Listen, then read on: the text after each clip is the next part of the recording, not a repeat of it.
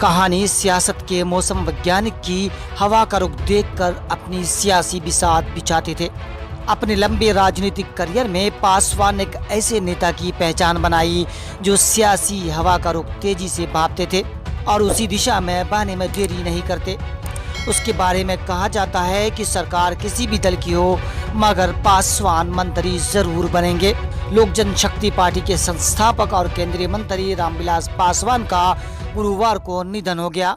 राजनीति में रामविलास पासवान ने 70 के दशक में कदम रखा था और फिर सियासत की बुलंदी साल दर साल चढ़ते गए। पासवान ने बिहार के हाजीपुर संसदीय सीट को अपनी कर्मभूमि बनाया। धरती गुंजे आसमान, रामविलास पासवान। हाजीपुर व वैशाली के किसी क्षेत्र में रामविलास पासवान कदम रखते तो ये नारा जरूर सुनाई दे सकता था। 1989 में हाजीपुर के किसी कार्यकर्ता के मुंह से निकला नारा पासवान के साथ ही पूरे बिहार में काफी लोकप्रिय हो चुका था। हाजीपुर से उन्होंने एक ऐसी जीत दर्ज की जो विश्व रिकॉर्ड बन गई। रामविलास पासवान 43 साल के अपने राजनीतिक सफर में कई उतार चढ़ाव भी देखे। रामविलास पासवान ने पिछले 3 दशक में पीवी नरसिम्हा राव को छोड़कर वाजपेयी से लेकर मनमोहन सिंह और मोदी सरकार में लगभग हर प्रधानमंत्री के साथ काम किया, इसलिए उन्हें सियासत का मौसम वैज्ञानिक भी कहा जाता है। विधायक बनने के 8 साल बाद पासवान ने 1977 में हाजीपुर से लोकसभा चुनाव लड़ा था। तब पासवान 4.25 लाख वोट से जीते थे।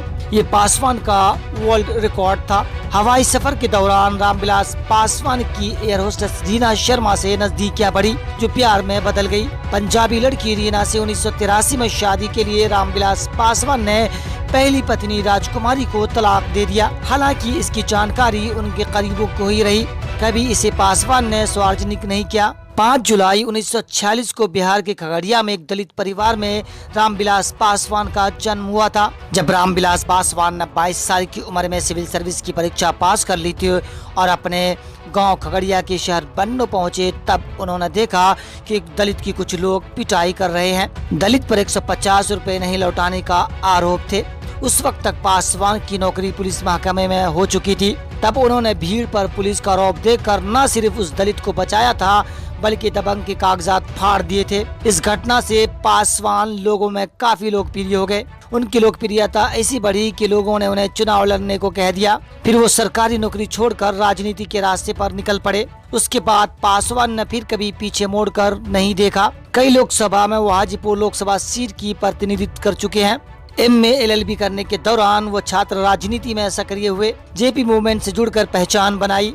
1969 में पहली बार संयुक्त सोशलिस्ट पार्टी के टिकट पर विधायक बने। हाजीपुर में जाति एवं दलीय राजनीति से इतर उन्होंने अपनी अलग पहचान बनाई। 2 बार यहाँ से उन्हें हार का भी सामना करना पड़ा। पासवान अपने राजनीतिक जीवन में 3 बार छोड़कर हाजीपुर से 1977 से 2019 तक सांसद रहे।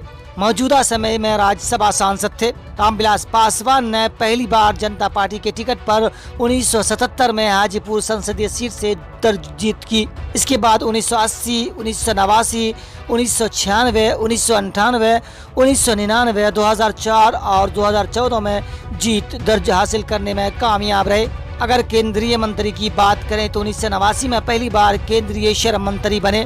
1996 में उन्हें रेल मंत्री बनाया गया। 1999 में दूरसंचार मंत्री बने। 2002 में कोयला मंत्री और 2014 में खाद्य एवं उपभोक्ता संरक्षण मंत्री। 2019 में भी खाद्य एवं उपभोक्ता संरक्षण मंत्री बने। रामविलास पासवान को नेक्स्ट फुटेज नमन करता है।